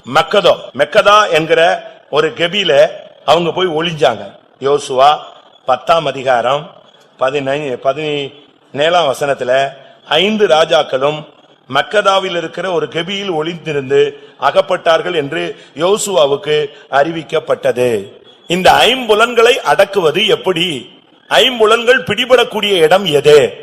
நீங்க பைபிள்ல படிச்சு பாத்தீங்க, டிக்ஷனரியில பாத்தீங்கன்னா மக்கதா அப்படின்னு சொன்னா மந்தை மடங்கும் இடம், மந்தை மடக்கும் இடம், அதுதான் சபை. இந்த 5 புலன்களை நீங்க அழிக்கணும், கழுத்துல கை வைக்கணும், கால் வைக்கணும், அவைகளை மிதிக்கணும் நீங்க முயற்சி எடுத்தீங்கன்னா 5 புலன்களை அடக்கி உன்னுடைய கண்ணு, மெய்னா சரீரம், கண்ணு, மூக்கு, செவி, வாய், இந்த 5ஐயும் நீ கண்ட்ரோல் பண்ணணும்னு நீங்க நினைச்சீங்கன்னா சபையில இருந்தாதான் இந்த வல்லமைகள் உன் காலுக்கு கீழே வரும். சபை ஐக்கியம், ஒரு ஆராதனை, ஒரு பரிசுத்தவான்களுடைய ஐக்கியம், இந்த உபதேசம், இந்த சத்தியம், இந்த அபிஷேகம் இதுல வரும்பொழுதுதான் ஆவியினால இந்த சரீரத்தின் செய்கைகளை நீங்கள் என்ன செய்யலாம்? அழிக்கலாம், மிதிக்கலாம். மக்கதா அப்படின்னு சொன்னா மந்தை மடக்கும் இடம். இது ஒரு சிலருக்கு தெரியாது. உன்னத பாட்டு 1ஆம் அதிகாரத்துல நீங்க பாத்தீங்கன்னு சொன்னா 7ஆம் வசனத்துல அங்க ஒரு ரூபவதி வந்து ஆண்டவரிடத்துல பேசுகிறாள். அவளுக்கு ஒரு சின்ன டவுட். ஏனண்டா அவ ஒரு அருமையான ரூபவதி, இல்லாவிட்டா மனவாட்டியாய் மாற வேண்டியவள். அவள் இருக்கிற இடம் வேற. 7ஆம் வசனத்துல, என் ஆத்தும நேசரே, உமது மந்தையை நீர் எங்கே மேய்த்து அதை மத்தியானத்திலே எங்கே மடக்குகிறீர்? எனக்கு சொல்லும். உமது தோழரின் மந்தைகள் அருகே அலைந்து திரிகிறவளை போல நான் இருக்க வேண்டியது என்ன? அப்படின்னா இங்க என்ன அர்த்தம்? உம்முடைய மந்தையை நீர் எங்கே மடக்குகிறீர்? 2 மந்தை இங்க இந்த வசனத்துல சொல்லி இருக்கிறார். ஒன்று ஆத்தும நேசருடைய மந்தை, மற்றொன்று தோழருடைய மந்தை. நம்ம எந்த மந்தையில இருக்கோம்னு பார்க்கணும். சபைகள் பல வகைப்படும். ஒன்று ஆத்துமநேசருடைய சபை, மந்தை மடங்கும் இடம். அவங்க அந்த பெண் வந்து கேட்கிறா, உம்முடைய மந்தையை நீர் எங்கே மடக்குகிறீர்? அதை எனக்கு சொல்லும். நான் உண்மையான சபை தெரியாம நான் தோழரின் மந்தையில அலைந்து திரிய வேண்டியது என்ன? அங்கே போய் நான் இருந்து ஆராதிக்க வேண்டியது என்ன அப்படின்னு அவர் கேள்வி கேட்கும் போது அவர் சொல்றாரு, அதை நீ அறியாயாகில் மந்தையின் காலடிகளை பின்பற்றி போய் மேய்ப்பர்களுடைய அந்த கூடாரங்கள் அண்டையில் உன் ஆட்டுக்குட்டிகளை மேய விடு. சரியான மந்தையை பார்த்து நீங்க அந்த மந்தையில வந்து சேர்ந்தீங்கன்னா உங்களுக்கு 5 புலன்களை அடக்கக்கூடிய கிருபை, சக்தி, இந்த சத்திய உபதேசத்தின் மூலமாய், இந்த அபிஷேகத்தின் மூலமாய் உங்களுக்கு கிடைக்கும். உங்களுடைய 5 புலன்களையும் அபிஷேகத்தில் நீங்க அடக்கி ஆண்டு நீங்கள் எண்ணங்களையும் சிந்தைகளையும் சிறைப்பிடிக்கிறவர்களாய் காணப்பட்டு ஜெயாளிகளாய் மாறுவீர். இதுதான் அங்க நடந்த சம்பவம்.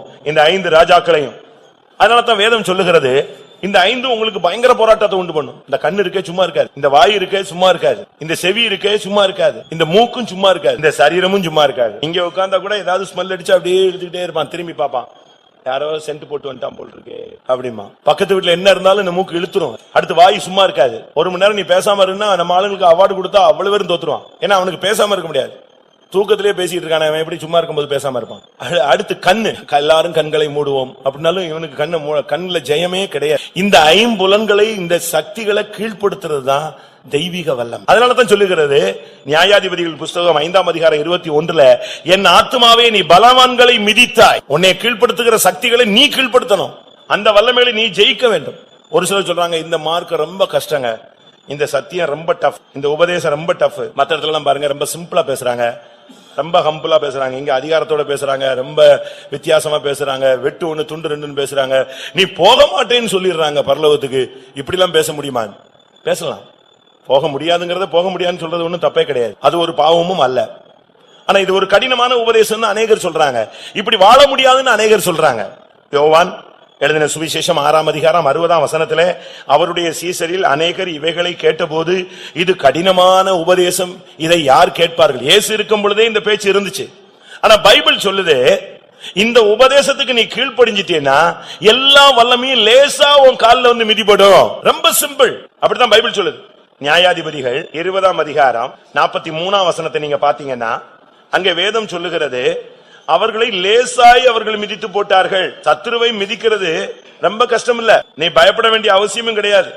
வேதம் அழகாக சொல்லுகிறது, அவர்கள் சத்துருக்களை அவர்கள் லேசாய் இப்படியே பென்யமீனரை வளைந்து கொண்டு துரத்தி கிபியாவுக்கு கிழக்கு புறமாக வருமட்டும் அவர்களை லேசாய் மிதித்து போட்டார்கள். ரொம்ப சிம்பிளா கர்த்தர் ஜெயத்தை கொடுத்துட்டார். இதுதான் நீங்க பாருங்க, சில பிள்ளைகளுக்கு சில பேப்பர் ரொம்ப டஃபா இருக்கும், மண்டையில ஏறவே ஏறாது.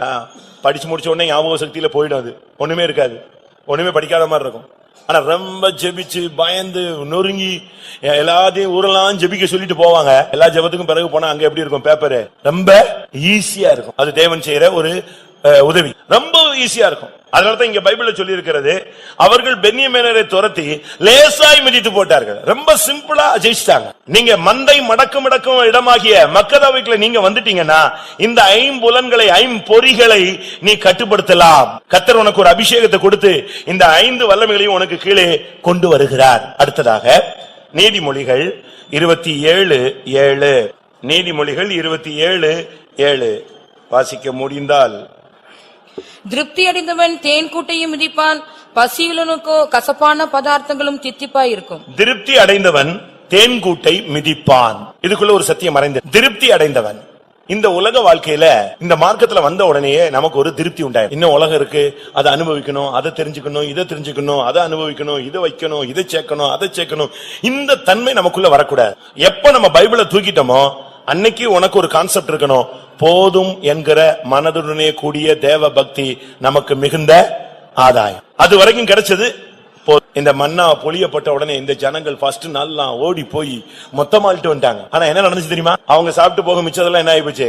எல்லாம் பூசணம் பூத்து போச்சு. நீங்க எவ்வளவுதான் சேர்த்து வச்சாலும் இன்னைக்கு சேர்த்துட்டீங்கன்னா நீ ஒன்னும் கொண்டு வந்ததுல கொண்டும் போறதில்ல. ஒரு பிள்ளை கூட நீ போறதுக்குள்ள அடிச்சுக்குவானே தவிர உன் அடக்காரனை கூட கண்டுக்க மாட்டான். அந்த சொத்தை பிரிக்கிறதுக்கு தான் அவங்க ரொம்ப தீவிரமா இருப்பாங்க. எது எது எது எது உயிரோட இருக்கும் போதே அடிச்சுக்கிறான், இனி செத்துட்ட பிறகு சும்மா இருப்பானா? யோசிச்சு பாருங்க. நம்முடைய வாழ்க்கையில முதலாவது திருப்தி அடையுங்க. கர்த்தர் கொடுத்த வீடு போதும், கர்த்தர் கொடுத்த வண்டி போதும், கர்த்தர் கொடுத்த இது ஒவ்வொன்றிலையும் நீங்க திருப்தி அடையணும். 1 தீமோத்தேயுல வாசிக்கிறோம், வேதம் அழகாக சொல்லுகிறது, போதும் என்கிற மனதை நீங்கள் பெற்றுக்கொள்ளுங்கள். 1 தீமோத்தேயு 6:6 பார்க்கும் பொழுது, போதும் என்கிற மனதுடனே கூடிய தேவ பக்தியை மிகுந்த ஆதாயம். அந்த போதும் என்கிற மைண்ட் உனக்குள்ள வந்துருச்சுன்னு சொன்னா, அட்டையின் குமாரத்தினுடைய ஆவி போயிருச்சுன்னு சொன்னா நீங்க திருப்தி அடைந்துருவீங்க. தேன்கூட்ட கூட மிதிக்கலாம். அட்டையின் குமாரத்தினா என்ன? தா தா 2 தான். அதுக்கு தெரிஞ்ச ஒரே வார்த்தை ஒண்ணுதான், வேற ஒண்ணுமே தெரியாது. போதுங்கிற வார்த்தை அட்டையின் குமாரத்திகள இதுல என்ன செய்யாது? கிடையாது, டிக்ஷனரியில கிடையாது. இன்னைக்கு நம்முடையவர்கள் வேதம் சொல்லுகிறது, திருப்தி அடைந்தவன் தேன்கூட்டையும் மிதிப்பான். தேன் தான், அது அதிகமா புசிக்க முடியாது. அதே நீதிமொழிகள்ல 25:27 பாருங்க, தேனை மிகுதியாய் உண்பது நல்லதல்ல. உன்னுடைய வாழ்க்கையில உலகத்தை, நீ இந்த நம்ம எல்லாம் உலகத்துல இருக்கிறோம் பிரியமானவர்களே, இந்த உலகத்துல தான் இருக்கிறோம். இயேசு இந்த உலகத்துல தான் இருந்தார். ஆனா அவர் சொல்றாரு, நான் இந்த உலகத்தில் இருந்தாலும் உலகத்தான் அல்ல, நீங்களும் இந்த உலகத்தார் அல்ல. நீங்கள் உலகத்தாரா இருந்தால் உலகம் உங்களை பகைக்காது. உலகத்தான் அல்ல என்று சொன்னால் உலகம் உங்களை பகைக்கும். இப்ப உங்களை உலகம் பகைக்குதா நேசிக்குதா? நீங்க உலகத்தை நேசிக்கிறீங்களா, உலகத்தை வெறுக்கிறீங்களா? உங்களை நீங்களே நீங்க கேள்வி கேட்டு பாருங்க. உலகத்திலும் உலகத்தில் உள்ளவைகளிலும் அன்பு கூறாதிருங்கள், உலகமும் அதன் ஆசை இச்சைகளும் ஒளிந்து போகும். கண்களின் இச்சையும் மாம்சத்தின் இச்சையும் ஜீவனத்தின் பெருமையும் பிதாவினால் உண்டானவைகள் அல்ல, அவைகள் உலகத்தில் உண்டானவைகள். இதெல்லாம் வேதம் தெளிவாக சொல்லுகிறது. உலகத்தால் கரைபடாதபடி தன்னை காத்துக் கொள்ளுகிறதே தேவனுக்கு முன்பாக மாசில்லாத சுத்தமான பக்தி. அதனால் உலகமும் அதன் வேஷமும் கடந்து போகும், நமக்குள்ள வரக்கூடாது. உலகத்தின் உலகத்துக்கு வேஷம் நாம் தரிக்க கூடாது. உலகத்தில் நமக்கு ஒரு திருப்தி இருக்கணும். போதும், ஆண்டவர் கொடுத்தால் போதும், ஆண்டவர் கொடுத்தால் போதும்.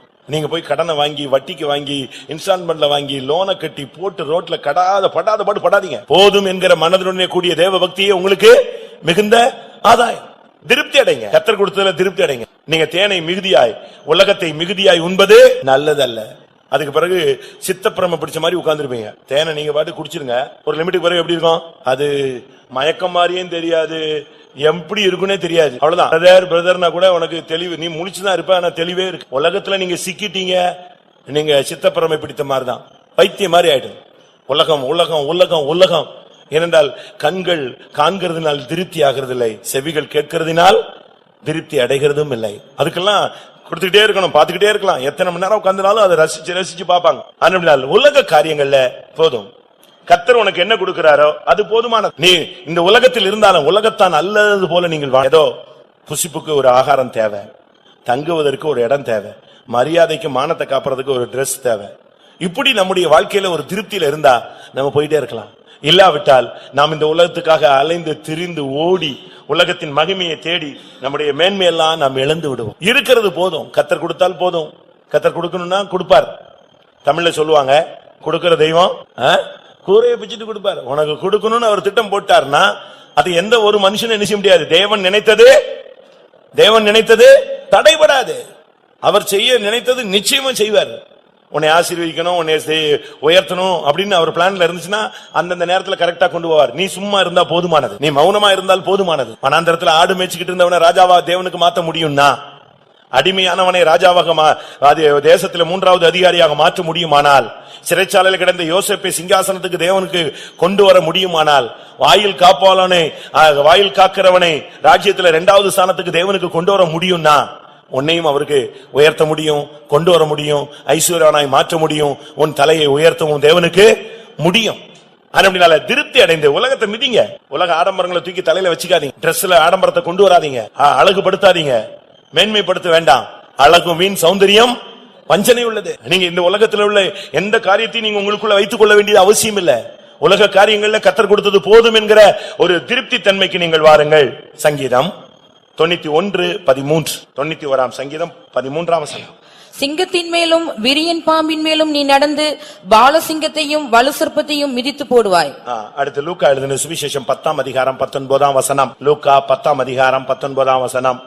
இதோ சர்ப்பங்களையும் தேள்களையும் மிதிக்கவும் சத்துருனுடைய சகல வல்லமையும் மேற்கொள்ளவும் உங்களுக்கு அதிகாரம் கொடுக்கிறேன், ஒன்றும் உங்களை சேதப்படுத்த மாட்டாது. இங்கே சர்ப்பம், சிங்கம், தேள் என்ற 3 சக்திகளை சொல்லி இருக்கிறார். பழைய ஏற்பாட்டிலும் சரி புதிய ஏற்பாட்டிலும் சரி, மிதிப்பது என்பது நம்மளுக்கு தேவன் கொடுத்த வாக்கு தத்தம். சர்ப்பங்களையும் தேள்களையும் மிதிப்பீர்கள், சிங்கத்தையும் வலு சர்ப்பத்தையும் நீ மிதித்து போடுவாய்.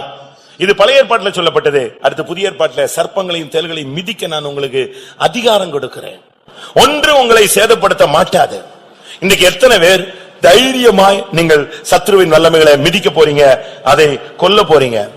இன்னைக்கு நம்மில ஒரு சிலர்லாம் அபிஷேகம் பெற்றோம், வல்லமை பெற்றோம், ரொம்ப கேர்லெஸ்ஸா இருந்து சத்ருவை ஜெயிக்கிறதுக்கு அப்படியே தடுமாறுறாங்க. கர்த்தர் கொண்டு வந்து நம்ம முன்னால அவன் தலையை நசுக்கி நமக்கு முன்னால போட்டா கூட நம்மில் அநேகருக்கு தைரியம் வரல. பிசாசு துரத்துறாங்கன்னா ஓடி போயிடுறான், பாதி பேர் ஓடிடுறான். அப்படி இருக்க கூடாது. வியாதியை கண்டு பயப்படக்கூடாது, மரணத்தை கண்டு பயப்படக்கூடாது. விசுவாசத்துல நீங்கள் போராடணும். செபுலோனும் நப்தலியும் போர்க்களத்து முனையிலே மரணத்துக்கு துணிந்து நின்றார்கள். ஒரு விசை ஒப்புவிக்கப்பட்ட விசுவாசத்திற்காக நீங்கள் தைரியமாய் போராட வேண்டும் என்று எழுதி உணர்த்துவது எனக்கு அவசியமாய் கண்டது. நியாயாதிபதிகள் 8ஆம் அதிகாரத்துல கிதியோன் தன்னுடைய மூத்த குமாரனாகிய எத்தேரை கூப்பிட்டு ஒரு சத்ருவை ஒருவனை பிடிச்சு வச்சிருக்கான், ஒரு ராஜாவை பிடிச்சு வச்சிருக்கிறான். அவனை பிடிச்சு முன்னால நிப்பாட்டிட்டு இவனை கூப்பிட்டு சொல்றான், தன் மூத்த குமாரனாகிய 8ஆம் அதிகாரம் 20ஆம் வசனத்துல தன் மூத்த குமாரனாகிய எத்தேரை நோக்கி, நீ எழுந்து இவர்களை வெட்டி போடு. சேபா சல்முனான்னு 2 ராஜாக்கள் நிக்கிறாங்க, 2 சத்துருக்களை பிடிச்சு வச்சிருக்கிறான். பிடிச்சிட்டு கிதியோன் சொல்றான், தன்னுடைய பையனை கூப்பிட்டு மூத்த குமாரனை கூப்பிட்டு சொல்றான், வெட்டு 2 பேரையும். அவன் நான் வெட்டணுமா? நான் வெட்ட மாட்டேன். இதுதான் பாதி பேரு பைபிளை கையில வச்சுக்கிட்டு பைபிளுக்கு ஏற்ற ஒரு அதிகாரமும் வல்லமை இல்லாம ஜீவிக்கிற ஒரு வாழ்க்கை. எத்தேரை கூப்பிட்டு சொல்றான், நீ எழுந்து இவனை வெட்டு, இவர்களை வெட்டி போடுன்னு. அவன் பயந்து தன் பட்டயத்தை உருவாதிருந்தான். அப்ப சத்துருக்களை சொல்றாங்க, மனுஷன் எப்படியோ அவன் பலன் அவ்வளவுதான் இருக்கும், நீங்களே எங்களை வெட்டி கொண்டுருங்க. எப்படி இருக்கும் பாத்தீங்களா? சத்துரு சொல்றான், நீங்களே வெட்டிருங்க, நாங்க உங்க கையிலே சாகுறோம். அவன் ஒரு பயந்தாங்குழி, அவன் கையில சாகுறதுக்கு எங்களுக்கு விருப்பம் இல்லை. ஏன்னா அவன் ஒரு கிதியோனுக்கு பையனா இருக்கிறான், ஒரு விசுவாசிக்கு பையனா இருக்கிறான், விசுவாசியா இல்ல. விசுவாசிக்கு பிள்ளையா இருக்கிறான், பரிசுத்தவானா இல்ல. விசுவாசிக்கு பிள்ளையா இருக்கிறான், தெய்வீகம் இல்ல. பாஸ்டர் ஜோயல் அவர்கள் அடிக்கடி கேட்பார்கள், உனக்கு பின்பு உன்னுடைய சந்ததி இந்த விசுவாசத்தில் நிற்குமான்னு. அவர் கேட்ட நேரத்துல பாதி விசுவாசிகள் கையை உயர்த்தல. ஏன்னா அவங்க பிள்ளைங்க அவங்க கண்ட்ரோல்ல இல்ல. எத்தேரை கூப்பிட்டு கிதியோன் சொல்றான், வெட்டு, நான் 2 சத்துருக்களை பிடிச்சு வச்சிருக்கிறேன், வெட்டுன்னு சொல்றான். அவன் பயந்து பட்டயத்தை உருவாரு. பட்டயத்தை திருப்பி இடுப்புல தொங்க விட்டுக்கிட்டு அழகுக்காக வச்சிருக்கிற. அபிஷேகம் எதுக்காக கொடுக்கப்பட்டிருக்கிறது?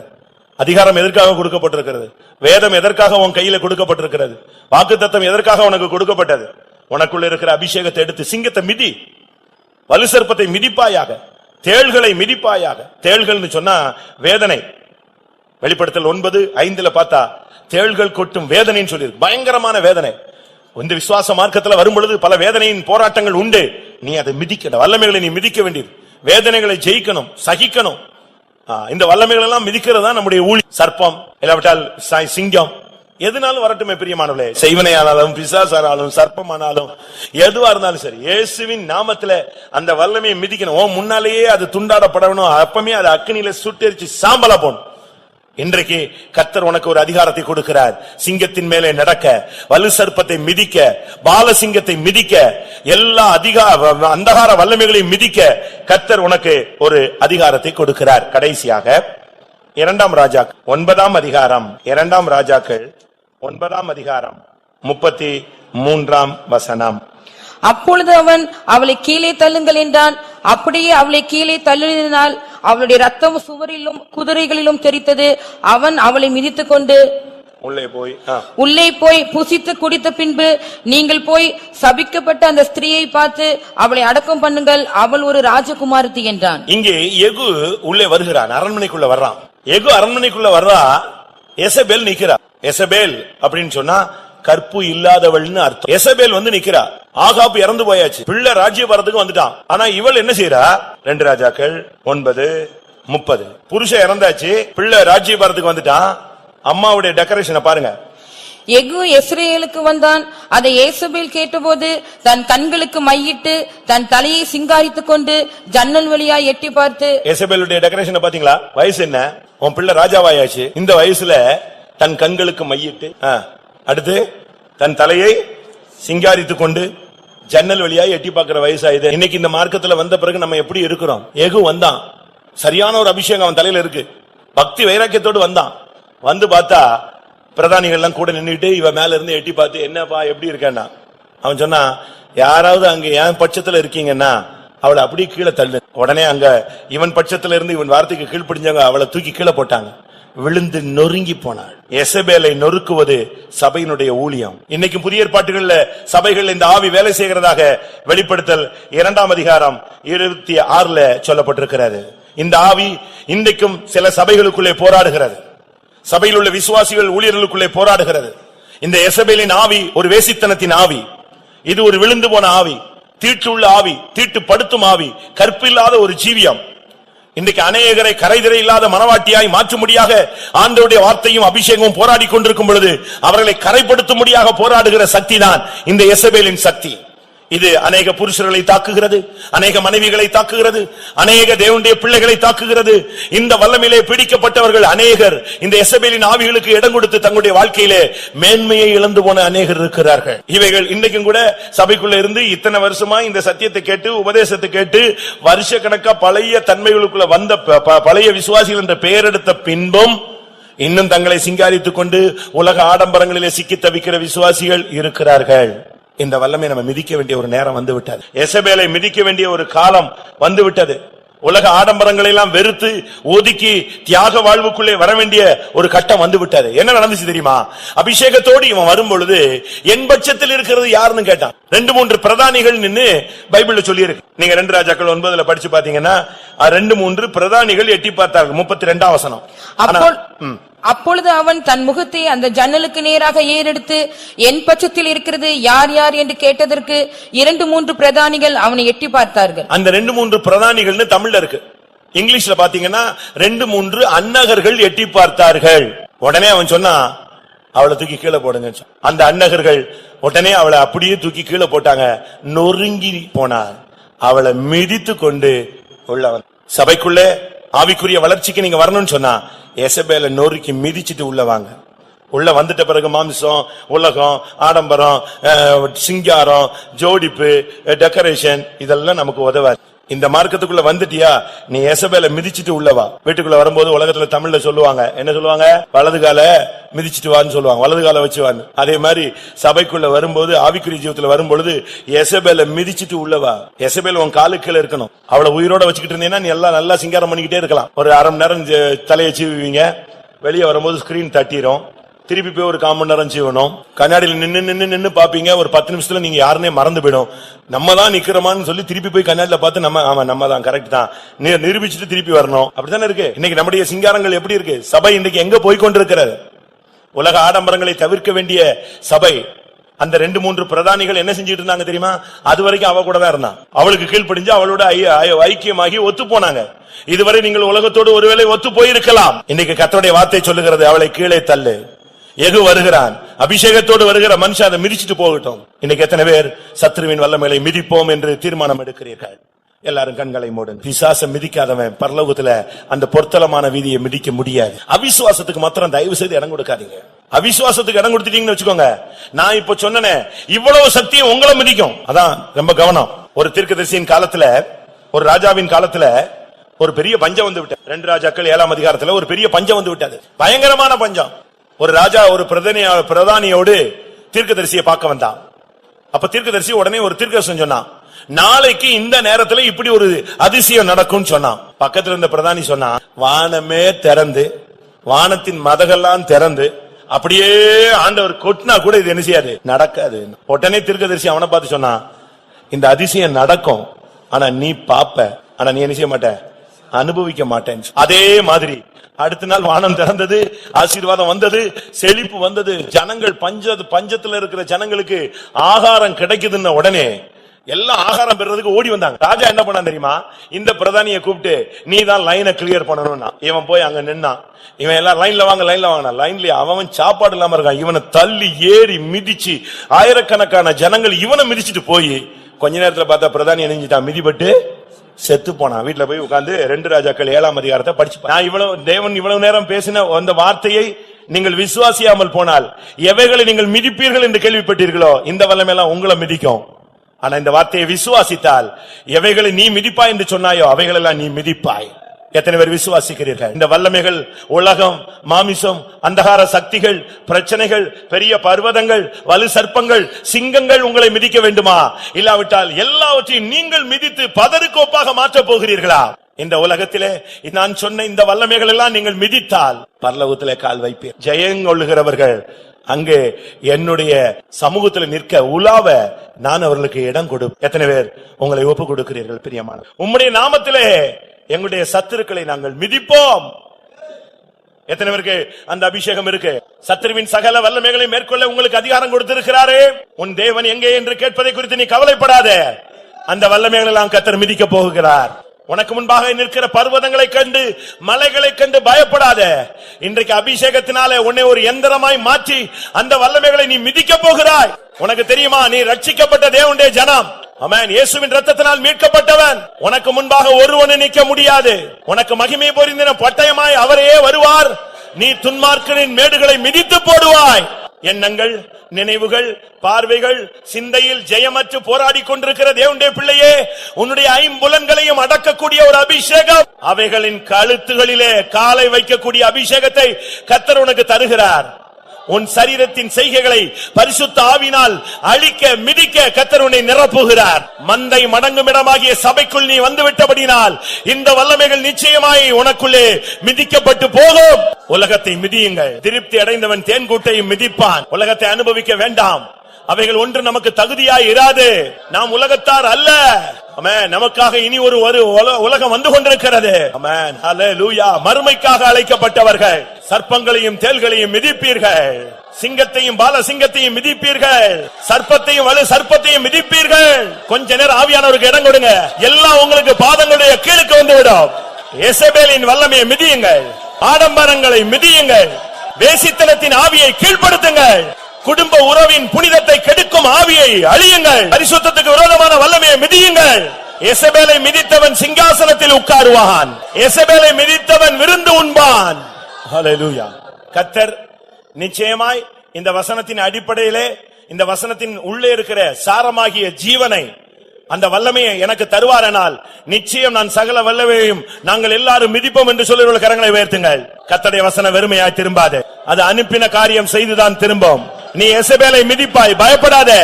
ஆமென். நீ சிங்கத்தை மிதிப்பாய், பெரிய பர்வதங்களை மிதிப்பாய், ஐம்புலன்களை, 5 ராஜாக்களை மிதிப்பாய். இபா நியாங்கரா ஷபாலா கத்வராபானியா. ஹல்லேலூயா. துன்மார்க்கரை நீ மிதிப்பாய், இந்த உலகத்தை நீ மிதித்து ஜெயிப்பாய். ஏனென்றால் உனக்குள் இருக்கிறவர் பெரியவர். ஹல்லேலூயா, ஹல்லேலூயா. ஆமென்.